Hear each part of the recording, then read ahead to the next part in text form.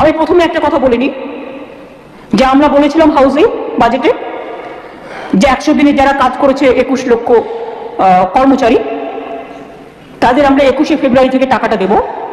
আমি 7টা দিন বেশি টাইম দিচ্ছি, 1 মার্চ থেকে দেবো। তার কারণ সংখ্যাটা দেখতে গিয়ে আমায় দেখা হয়েছে, আমরা কিছু সার্ভে করতে গিয়ে দেখেছি ওটা 21 লক্ষ হবে না, ওটা 24,50,000 হবে। যেহেতু সংখ্যাটা বেড়েছে তাই আমাদের ব্যাংকের অ্যাকাউন্ট খুলে তাদের প্রসেস করতে 7 দিন টাইম লাগবে, তাই 1 মার্চের মধ্যে টাকাটা আমরা দিয়ে দেবো। আমরা এপ্রিল মাসের মধ্যে কেন্দ্র টাকা না ছাড়লে মে মাসের 1 তারিখ থেকে 11 লক্ষ যাদের অ্যাপ্লিকেশন পড়েছিল, ক্লিয়ার হয়েছিল বাড়ি তৈরি করার, তাদেরটাও আমরা করে দেবো আমাদের টাকায়। মনে রাখবেন, গণতন্ত্রের মানুষ শেষ কথা বলে, শেষ কথা গুন্ডারা বলে না। দুয়ারে সরকার সবার দরকার, তাই তো? 11 কোটির বেশি লোক এসছে, 8 কোটির বেশি লোক উপকৃত হয়েছে। পাড়ায় সমাধান 3 কোটির বেশি উপকৃত হয়েছে মানুষ। জেলায় ঘুরে ঘুরে 600টা প্রশাসনিক সভা করেছি। It's not a matter of jokes. Complain ডিসপোজালের জন্য সিএমওতে গ্রিভ্যান্সেস রিড্রেশন সেল করা হয়েছে। 26 লক্ষের বেশি অভিযোগের নিষ্পত্তি করা হয়েছে, 94%। একই উদ্দেশ্যে সরাসরি মুখ্যমন্ত্রী 4 লক্ষ অভিযোগের মধ্যে 2.9 লক্ষ ইতিমধ্যেই নিষ্পত্তি হয়ে গেছে। এছাড়াও জনসংযোগ কর্মসূচি চলছে। 25শে ফেব্রুয়ারির মধ্যে যারা আবেদন করেছে, যাদের পরিষেবার পক্ষে উপযুক্ত, তাদেরগুলো দিয়ে দেওয়া হবে।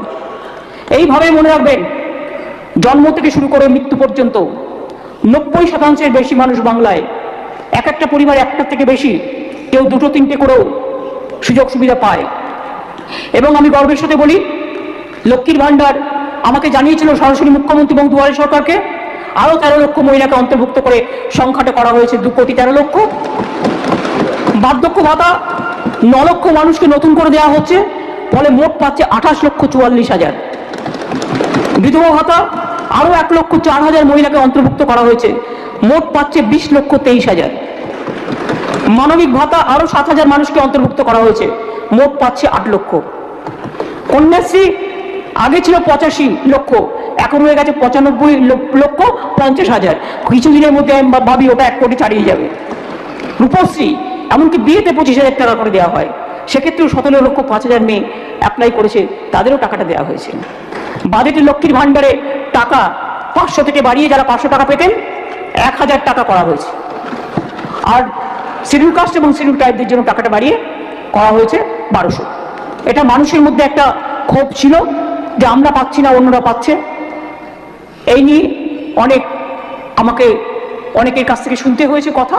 আমি কথা শুনতে শুনতেই জানতে পারি রাস্তায় যেতে যেতে। তো সেই জন্যই 500 টাকাটা 1,000 করে দিলাম, এবং 60 বছরের পরেও এই টাকাটা কন্টিনিউ করবে যতদিন তারা বাঁচবে। Automatically it will convert as a old age pension. কেন্দ্রের ভ্রান্ত নীতির জন্য দেশে আনএমপ্লয়মেন্ট বাড়ছে। দেশে আনএমপ্লয়মেন্টের হাল গত 45 বছর এমন ছিল না। Centre for monitoring Indian economy report পর্যন্ত বলছে ইউথ আনএমপ্লয়মেন্ট বেড়েই চলেছে।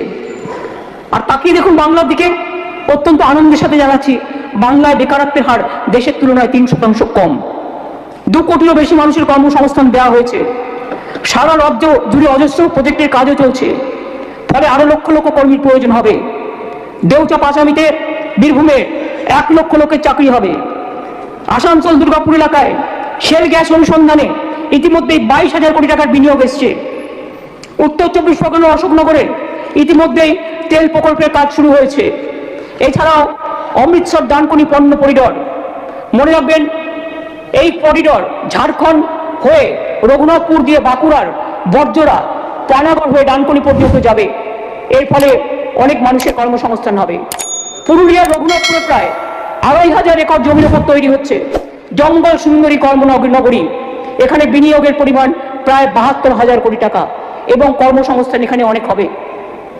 এছাড়াও আমরা জাতীয় সড়ক বরাবর, রাজ্য সড়ক বরাবর কতগুলো ইন্ডাস্ট্রিয়াল অ্যান্ড ইকোনমিক করিডর করতে চলেছি, যার মধ্যে আছে রঘুনাথপুর ডানকুনি হলদিয়া 398 kilometre, Dankuni Kalyani 43 kilometre, Dankuni Kharagpur 160 kilometre, Darjeeling মোড় হয়ে কুচবিহার 649 কিলোমিটার।